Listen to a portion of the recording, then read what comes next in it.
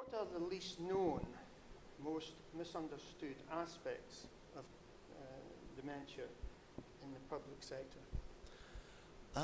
That's a very good question, and I think there's probably quite a lot of different things. I think perhaps one thing is that people get very confused between the term dementia and the specific causes of dementia.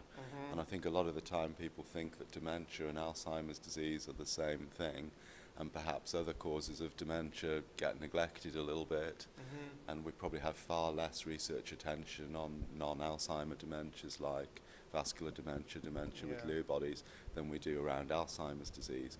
So I think one of the important areas is, beginning to highlight that dementia isn't just Alzheimer's disease. There are other common and important causes that we need to be focusing on more. So I think that's one aspect.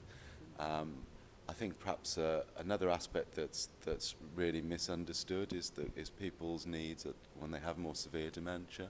So I think we have a lot of focus on people with mild and early dementia and with mild cognitive impairment, and that's really good and really important. But I think it's also important to understand that there are people with much more severe needs and impairments, and what that's like and the kind of support that those individuals need, because I think that can be a very neglected group of individuals as well.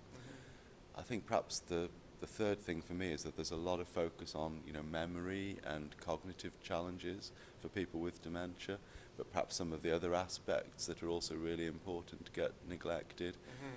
So that's partly things like psychiatric and behavioural symptoms of people's increased vulnerability to depression, anxiety, restlessness, agitation, for example.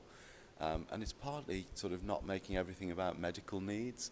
And I think understanding that people like somebody without dementia, somebody with dementia has exactly the same kind of social needs and emotional needs as anybody else. And I think there tends to be a little bit too much of a focus on things that are medically related and not enough about what's important for that person's life.